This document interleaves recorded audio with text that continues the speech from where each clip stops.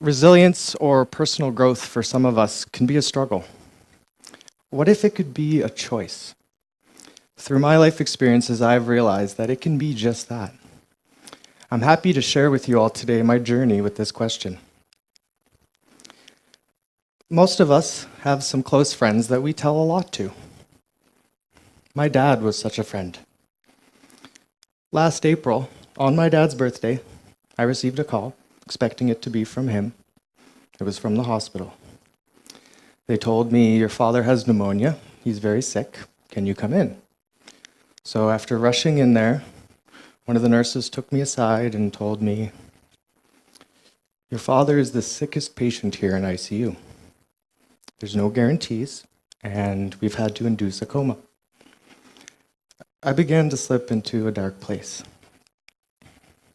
I later learned some emotional symptoms of trauma can be denial or disbelief, guilt, shame, self-blame, fear and anxiety. Some physical symptoms can be insomnia or nightmares, difficulty concentrating, aches and pains, agitation, edginess. As I began to deal with my father's situation, what startled me was I identified with these symptoms and more. Now, generally, I'm an optimistic kind of person, so a lot of these things were very foreign to me. They lasted for more than a month, so I decided to seek help. I talked to a few different counselors, and I started to open up more to my friends and family about what I was going through. I started to talk about my father's struggle with addiction.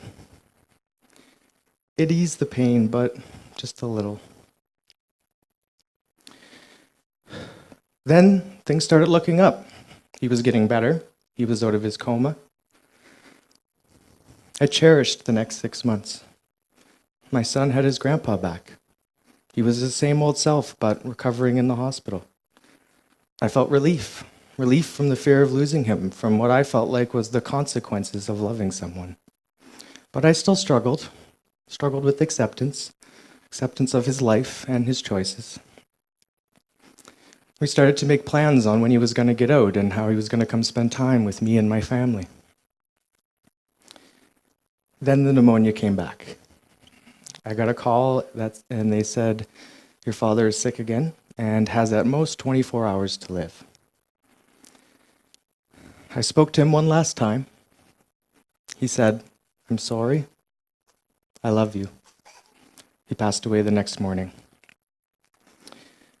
The pain and despair came back much stronger than last time, as if built up or a continuation of everything I had experienced before.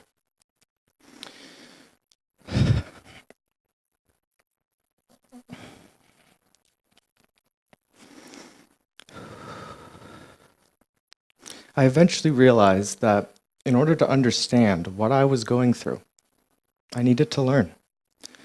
So I started to research things like death, trauma, pain, post-traumatic stress disorder, and then resilience and post-traumatic growth.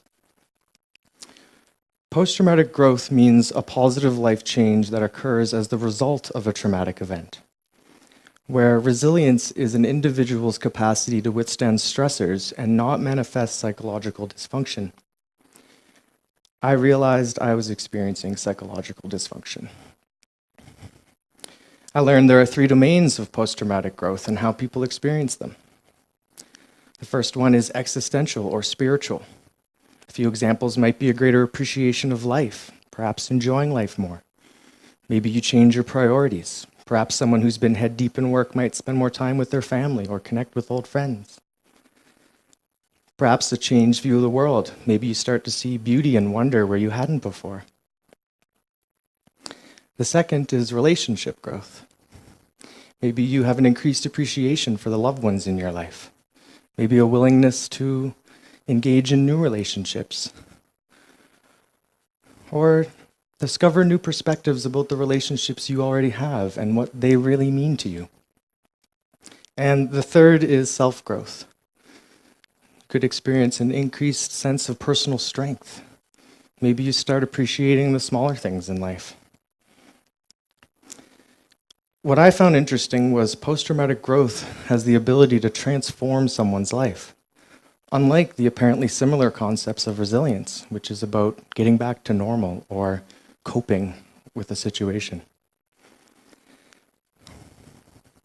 Hardship often prepares an ordinary person for an extraordinary destiny. That's something C.S. Lewis once said. In all my research, the conclusion I came to was, when you experience a traumatic event, you have three main potential paths. Either you're lucky and you're resilient, you experience growth, or you suffer. Now, lots of us experience pieces of all of these, but some people take one road. By now, I bet you're all probably wondering how choice plays into all this, so I'll explain. A while after my father's passing, I was reading other people's stories in an attempt to help my own pain. And I came across an article by a girl who had lost her father, and I felt she had much more extreme circumstances than I did. Yet she had moved on and grown from it. I must have read it at least 10 times. I remember afterwards telling myself,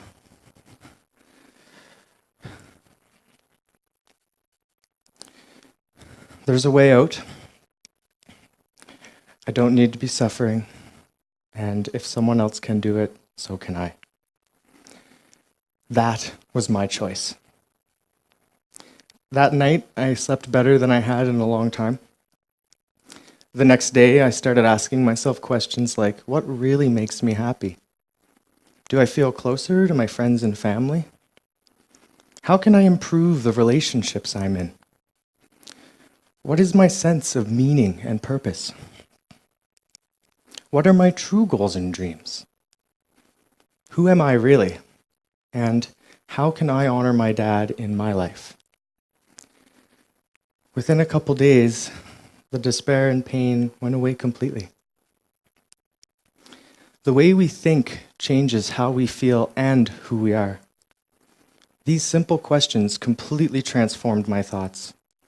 Memories of him passing turned to good times growing up. I could concentrate better than ever on my studies.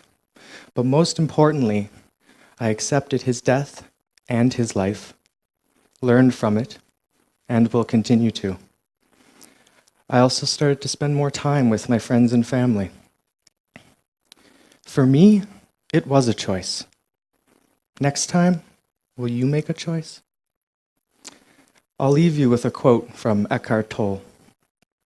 When something negative happens to you, there is a deep lesson concealed within it. Thank you.